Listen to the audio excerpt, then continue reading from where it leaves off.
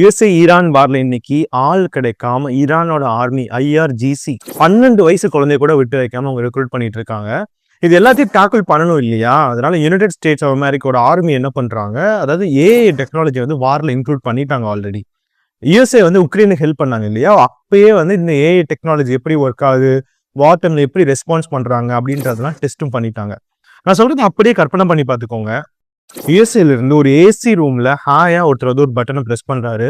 பட்டனை பிரஸ் பண்ணோடனே ஒரு 2000-3000 கிலோமீட்டருக்கு அப்புறம் ஒரு ட்ரோன் சிஸ்டம், நிறைய குட்டி குட்டியான நாய்க்குட்டி, அதாவது மெஷின் நாய்க்குட்டி, அதெல்லாம் வந்து ஈரான் கிட்ட இருக்க பக்கத்துல இருக்க ப்ராக்சி கண்ட்ரியில் டெப்ளாய் பண்ண அந்த ஒரு நாய்க்குட்டிஸ்லாம் என்ன பண்றாங்க, பார்டர்ல இருக்க ஆர்மில எத்தனை பேர் இருக்காங்க, அந்த சரௌண்டிங்ல யார் யாரெல்லாம் இருக்கா, எத்தனை ஃபுட் அந்த அந்த மெம்பர்ஸ்லாம் நடக்கிறாங்க, அவங்களோட ஃபேஸ் ரெகக்னிஷன் என்ன, எப்ப சிரிக்கிறாங்க, எப்ப தூங்குறாங்க, எல்லாத்தையும் மேப் யாரையும் கேட்காம, யார்கிட்டையும் பெர்மிஷனும் வாங்காம அந்த ஏஐ டெக்னாலஜி என்ன பண்ணுதுன்னா அட்டாக்கும் பண்ணுது.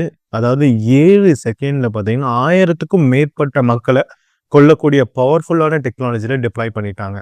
என்னென்ன டெக்னாலஜிலாம் இருக்கு, யுஎஸ்ஏ எப்படி எப்படிலாம் யூஸ் பண்ணாங்க, இதுவரை எத்தனை பேர் எந்தெந்த வார்ல எல்லாம் வந்து யுஎஸ்ஏ யூஸ் பண்ணி இருந்திருக்காங்க, இன்னைக்கு அதாவது மனித நேயத்துக்கு எவ்வளவு பெரிய ஆபத்து. அதாவது வந்து நம்ம ஈரான் இருக்க கண்ட்ரி, நான் ஆல்ரெடி சொன்ன மாதிரி பாகிஸ்தானுக்கு வெஸ்ட் பார்ட் இந்தியாவிலேருந்து கொஞ்சம் தூரம் தான். அதாவது ஒரு 3 மணி நேரம் ஃப்ளைட் இருந்துச்சுன்னா நீங்கள் ஈரானுக்கே போயிடலாம். அந்த மாதிரி பக்கத்தில் இருக்க ஒரு கண்ட்ரிக்கு இந்த ஒரு அட்டாக்கு நாளைக்கு யுஎஸ்ஏ நமக்கும் அதை யூஸ் பண்ணுவாங்க, இல்லை எந்த ஒரு கண்ட்ரி உலகத்துல இருந்து அந்த ஒரு கண்ட்ரிக்கு யூஸ் பண்ணுவாங்க அப்படின்றதுல எந்த நிச்சயமே கிடையாது. இன்னைக்கு யுஎஸ்ஏ ஈரான் வார்ல நிறைய அப்டேட்ஸ் கிடைச்சிருக்கு. எல்லா அப்டேட்ஸும் மிக விரைவா இந்த வீடியோல பார்க்கலாம். இந்த வீடியோ ஃபுல்லா பாருங்க. வீடியோக்குள்ள போறதுக்கு முன்னாடி இந்த மாதிரி நிறைய அப்டேட்ஸ் உங்களுக்கு என்ன நம்ம சேனலை சப்ஸ்கிரைப் பண்ணுங்க.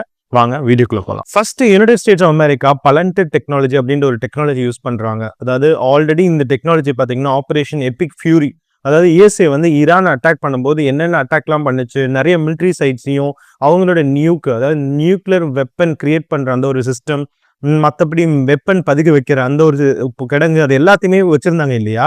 அது எல்லாத்தையும் கம்ப்ளீட்டா டெஸ்ட்ராய் பண்ணாங்க. அந்த ஸ்கூல் அட்டாக் பண்ணாங்க. இந்த மாதிரி மிகப்பெரிய தாக்குதலை வந்து யுனைடெட் ஸ்டேட்ஸ் ஆஃப் அமெரிக்கா வந்து ஈரான் மேல நடத்துனாங்க இல்லையா? அந்த நேரத்துல பலண்டர் அப்படின்றது வந்து ஏஐ டெக்னாலஜி யுஎஸ்ஏ வந்து யூஸ் பண்ணியிருக்காங்க ஈரான் மேல. பலண்டர் அப்படின்றத ஷார்ட்டா நம்ம பார்க்கணும்னா வந்து ஒரு ஹியூமன் பிரெயின், ஒரு மனித மூளைன்னு சொல்லலாம். நம்ம மனித மூளை, அதாவது வந்து அது என்னென்னலாம் திங்க் பண்ணும். இப்போ வந்து அந்த இடத்துல என்னோட எதிரி வரான், அந்த எதிரிட்ட இவ்வளோ வெப்பன்ஸ் இருக்கு, அவன் இந்த செகண்ட் என்ன அட்டாக் பண்ண வரான், அவனுக்கு வந்து அடுத்த நான் என்ன ரெஸ்பான்ஸ் கொடுக்கணும், எல்லாத்தையுமே ஒரு மனித மூளை எப்படி திங்க் பண்ணுது. அதாவது வந்து ஒரு 6th சென்ஸ், அந்த 6ஆம் அறிவு பார்த்தீங்கன்னா எப்படி நம்மளை வந்து அந்த சென்ஸை வந்து உருவாக்குது, அது எல்லாத்தையுமே இந்த பலண்டர் அப்படின்ற வந்து ஒரு ஏஐ பண்ணும். இந்த ஏஐ பார்த்தீங்கன்னா ஆல்ரெடி மேப் பண்ணும். அதாவது ஈரான் இருக்கு, ஈரான்ல வந்து இந்த ரீஜன்ல என்னென்ன பீப்புள்லாம் இருக்காங்க, அவங்க என்னென்ன பிஹேவியர்லாம் அவங்க பண்றாங்க, அவங்களோட ஃபேஸ் ரெகக்னிஷன் எப்படி இருக்கு, இது எல்லாத்தையுமே கம்ப்ளீட்டா மேப் பண்ணி அதுவே ஆட்டோமேட்டடா அட்டாக் பண்ணும். இந்த ஏஐ டெக்னாலஜியில் ஒரு விஷயம் என்ன தெரியுமா? எந்த ஒரு ஹியூமன் எமோஷனும் ஏஐக்கு தெரியாது, கம்ப்யூட்டருக்கு தெரியாது. நான் என்னதான் அழுதாலும் கத்தாலும் கதறினாலும் கம்ப்யூட்டர் வந்து அதை புரிஞ்சுக்க போறதில்லை. ஏன்னா அது ஒரு சிஸ்டம், அது ஒரு அல்காரித்தம், அது வந்து ஒரு மெஷின் கண்டிப்பா புரிஞ்சுக்காது. அதாவது இந்த பலண்டட் டெக்னாலஜி ஹியூமன் பிரெயின் எதுக்காக தயாரிக்கப்பட்டதுன்னா, பெரிய பெரிய கார்பரேட் கம்பெனிஸ் எல்லாமே சேர்ந்து நிறைய நாள் ரிசர்ச் பண்ணிட்டு இந்த ஒரு ஹியூமன் பிரெயினை கிரியேட் பண்ணியிருக்காங்க. இந்த பிரெயினோட வேலை ஒன்னே ஒண்ணுதான். அதாவது அவங்க ஒரு மேப் பண்ணி வச்சிருக்க அந்த ஏரியால எத்தனை மக்கள் வந்தாலும் அந்த மக்களை அட்டாக் பண்ணணும். அதுக்கு ரெஸ்பான்ஸ் எதுவும் தேவையில்லை, அதுக்கு எந்த ஒரு இன்புட், யார்கிட்ட அப்ரூவல் வாங்கணும்னு தேவையில்லை, வந்தாலே அட்டாக்கு. அதாவது இவங்களோட எமோஷன் இப்படி இருந்தாலே அட்டாக்கு.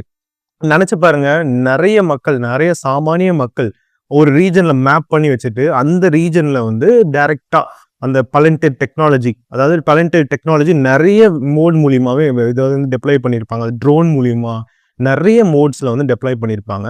இதுக்கு அந்த இன்புட் கொடுக்குறது, கமாண்ட் கொடுக்குறது பார்த்தீங்களா, அந்த டெக்னாலஜி தான் பலண்டட். அது எமோஷன் இல்லாம நிறைய மக்கள் டெஸ்ட்ராய் பண்ணிட்டு இருந்துச்சு ஆபரேஷன் எபிக் ஃபியூரியில இருந்து.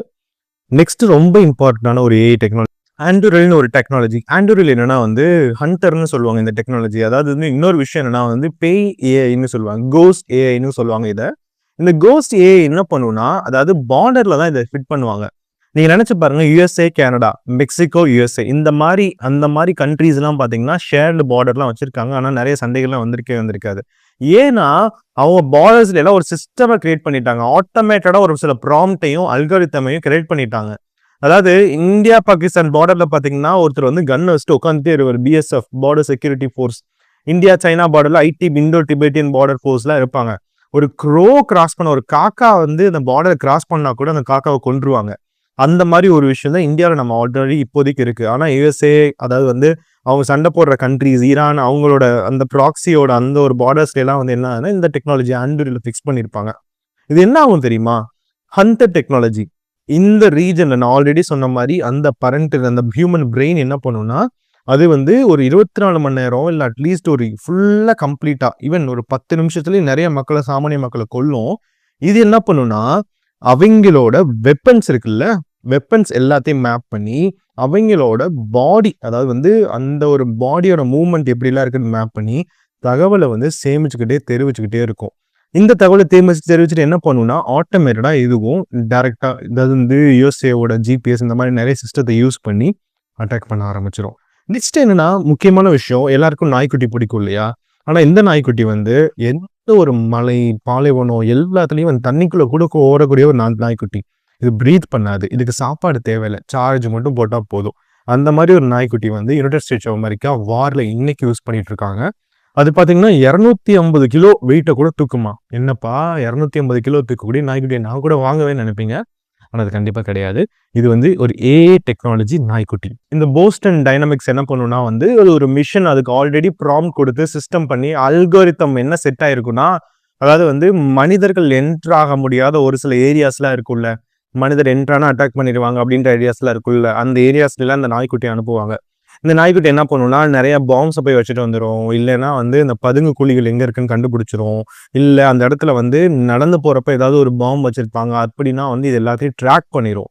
இது எல்லாமே வெப்பன்ஸை தூக்கிட்டு போகிறதுக்கும் ஆட்டோமேட்டடாக நிறைய, அதாவது வந்து ட்ராப்லாம் என்னென்ன இருக்குன்னு கண்டுபிடிக்கிறதுக்காக இதெல்லாம் வச்சுருக்காங்க. இது என்ன பண்ணும் தெரியுமா? அதாவது இந்த வாரில் அவங்க யூஸ் பண்ணலை, ஆனால் யுக்ரைன் வாரில் நிறைய இந்த மாதிரி சிஸ்டம் வச்சுருந்துருக்காங்க. இதில் என்ன பண்ணுன்னா, ஆட்டோமேட்டடாக நீங்கள் ஒரு பார்டர் அது கொடுத்துட்டிங்கன்னா அந்த நாய்க்குட்டி வந்து அதுவாக ஓடிக்கிட்டே இருக்கும். அந்த ஓடிக்கிட்டே இருக்கும்போது என்னென்ன ட்ராப் எங்கெங்கெல்லாம் இருக்குது, அது எப்படிலாம் சால்வ் பண்ணலாம், ஒரு சில நேரம் அது இந்த ட்ராப் இருக்க இடத்துல இது போய் பாம்பை போட்டு வந்துடும், ஓடி வந்துடும். ஸோ இந்த மாதிரி நிறைய விஷயங்கள் வந்து இந்த போஸ்டன் டைனமிக்ஸ் பண்ணும். அடுத்து தரையில் பார்த்தாச்சு, தண்ணியில் பார்த்தாச்சு. இது எல்லாத்துக்கும் மேலே லாக்கீட் மார்டின் ஒரு ஏஐ இருக்குது. இது பார்த்தீங்கன்னா இந்த F-35 ஃபைட்டர் ஜெட் சொல்கிறாங்க பார்த்தீங்கன்னா, யூஎஸோட பவர்ஃபுல் ஜெட்ஸில் இதுவும் ஒன்று. அதாவது யூஸ்வலி ஜெட்ஸ் அப்படின்னு எடுத்துட்டோம்னா அட்லீஸ்ட் வந்து 500 to 1000 கோடி இருக்கும் அந்த ஜெட்ஸ்லாம் பார்த்தீங்கன்னா. ஜெட்டோட ஸ்பீட்ஸ்லாம் பார்த்தீங்கன்னா இவன் ஏரோப்ளைனோட ஸ்பீடே பார்த்தீங்கன்னா 800 km/h போகுது. அப்போ ஜெட்டோட ஸ்பீட் சொல்லவாங்க வேணும். ஸோ இந்த மாதிரி ஜெட்ஸ்லாம் இருக்குது பார்த்தீங்களா. இதில் பார்த்தீங்கன்னா ஏஐ பைலட்டட், அதாவது வந்து ஏஐ வந்து என்ன பண்ணுன்னா, பைலட்டுக்கு வந்து அது இன்ஸ்ட்ரக்ஷன் கொடுக்கும். நீங்கள் ஏதாவது மூவிஸ்ல எல்லாம் பார்த்துட்டு இருந்தீங்கன்னா வந்து பைலட் டிரைவ் பண்ணிகிட்டே இருப்பாரு. அந்த இடத்துல பைலட் டிரைவ் பண்ணிட்டு இருக்கும்போது ரைட்டில் வந்து இந்த எதிரி இருக்கான், கீழே வந்து நீ பாம்பு போடு, ஆப்போசிட்ல இன்னும் ஸ்பீடாக போ, அப்போதான் வந்து எதிரியை ட்ராப் பண்ணி கிராஸ் பண்ணி பிடிச்சி அடிக்க முடியும் அப்படின்னு நிறைய ப்ராம்ப்ட், நிறைய இன்ஸ்ட்ரக்ஷன்லாம் இருக்குது பார்த்தீங்களா. இது எல்லாத்தையுமே இந்த ஏஐ கொடுக்கும். ஏதாவது வந்து ஓவராலாக ஜிபிஎஸ் மூலிமா லேண்டுக்கு எல்லா டேட்டா எல்லாத்தையும் கம்ப்ளீட்டாக அதை அனலைஸ் பண்ணி எதிரிகள் எங்கெல்லாம் இருக்காங்க, எதிரிகள் நீங்கள் எப்படிலாம் அட்டாக் பண்ணணும், இவ்வளோ ஸ்பீடில் போகணும், இந்த பாம்பை இப்போ ப்ரெஸ் பண்ணு, இந்த பட்டனை இப்போ ப்ரெஸ் பண்ணி எல்லாத்தையுமே இந்த ஏஐ கொடுத்துரும். வேற என்னங்க, ஃப்ளைட்ல போகும்போது அதுவே ஏஐ இருக்கு, தரையிலையும் ஒரு நாய்க்குட்டி ஏஐ இருக்கு, முன்னாடி எல்லாத்துக்கும் மேல ஒரு மனித மூளையாவே ஒரு ஏஐ செயல்படுது. ஈஸியா ஆர்மி வந்து ஆப்வியஸ்லி ரொம்ப பவர்ஃபுல்லான ஒரு ஆர்மியா தான் மாறிடும். ஆனா ஈரான் சைடு பாத்தீங்கன்னா இன்னும் சொல்லப்போனா, அதாவது ஈரான் சைடுல இந்த ஏஐ டெக்னாலஜி வந்து இன்னும் டெவலப் ஆகல. ஆனா ஆப்வியஸ்லி நியூக் ஈரான்னு கூட சொல்றாங்க, அதாவது வந்து நியூக்ளியர் வச்சிருக்க ஈரான்னு கூட சொல்றாங்க. இன்னைக்கு நான் இந்த வீடியோ எடுத்துட்டு இருக்க இந்த நேரத்துல என்ன பண்றாங்கன்னா வந்து சைனா ஒரு ஸ்டேட்மெண்ட் கொடுக்குறாங்க. என்னன்னா, ஈரான் நினைச்சா இஸ்ரேல்ன்ற ஒரு கண்ட்ரி இந்த வேர்ல்டோட வரைபடத்துல இல்லாம கூட ஆக்க முடியும்னு நினைக்கிறாங்க, சொல்றாங்க. ஏதாவது என்ன சொல்றாங்கன்னா வந்து, அதாவது ஈரான்கிட்ட நியூக்ளியர் வெப்பன் இருக்கு, அதை அட்டாக் பண்ணா இஸ்ரேல்ன்ற கண்ட்ரி இந்த வேர்ல்டோட வரைபடத்துல இருக்காதுன்னு சொல்றாங்க. இதுக்கு நடுவில் யுஎஸ்ஏவோட பிரசிடென்ட் என்ன பண்றாருன்னா வந்து, வாங்கடா எல்லாரும் வாங்க, நம்ம எல்லாரும் போய் அவனை சண்டை கேடுவோம் அப்படின்னு கூப்பிட்டு இருக்காரு. அதாவது நேட்டோன்னு ஒரு ஃபோர்ஸஸ் இருக்கு பார்த்தீங்களா, இந்த ஏஐ டெக்னாலஜி எல்லாமே யூஸ் பண்ணிட்டு தான் இருக்காரு. இருந்தாலும் நேட்டோ ஃபோர்ஸஸ்ல இருக்க எல்லா மெம்பர் கண்ட்ரியுமே வந்து, இவர் நேட்டோல இருந்து ஆக்சுவலி வெளியே வந்துட்டாருங்க. அதாவது வந்து எனக்கு பிடிக்கல, நான் நிறைய காசு கொடுத்துட்டு இருக்கேன், ஆனா அவன் எனக்கு ஒண்ணுமே பண்ண மாட்டான் அப்படின்னு, எனக்கு ப்ராஃபிட்டே இல்லை, எனக்கு பிசினஸே இல்லை அப்படின்னு சொல்லிட்டு நேட்டோல இருந்து வெளியே வந்துட்டாரு. அந்த ஃப்ரெண்ட்ஸ் எல்லாருமே வந்து கோச்சுக்கிட்டாங்க. இப்ப என்ன பண்ணுங்க, நீங்கலாம் என்னோட பழைய ஃப்ரெண்ட்ஸ் இல்லையா? நம்மலாம் அங்க போயிருக்கோம், என்ன சாப்பிட்டுருக்கோம், இத சாப்பிட்டுருக்கோம் அப்படின்லாம் சொல்லிட்டு, நீங்கலாம் என்னோட பழைய ஃப்ரெண்ட்ஸ் எல்லாரும் வாங்கடா, கேள்வி கேட்போம். ஸ்ட்ரெய்ட் ஆஃப் ஹார்மோஸ போய் திறப்போம். நாம எல்லாமே ஒண்ணுக்குள்ள ஒண்ணு, மண்ணுக்குள்ள மண்ணு அப்படின்னு சொல்லிட்டு இருக்காரு. ஆனா, நேட்டோ ஹோசஸ் காதுலயே வாங்காம இருக்காங்க. யாருமே ரெஸ்பான்ஸ் பண்ணாம இருக்காங்க. அவங்க ஆல்ரெடி கோச்சுக்கிட்டனால எதுவுமே பண்ணாம இருக்காங்க. இதுதான் இன்னைக்கான இந்த வார் அப்டேட்ஸ். ஆனா, இந்த வார்ன்னு எடுத்துக்கிட்டீங்கன்னா இது இன்னும் ரொம்ப நாள் நீடிக்குங்க. ஏன்னா, ஈரானோட அதாவது சுப்ரீம் லீடரே கொன்னுட்டாங்க. ஈரானோட நெறைய முக்கியமான லீடர், நெறைய டெரிட்டரி எல்லாத்தையுமே நெறைய அட்டாக் பண்ணிட்டாங்க.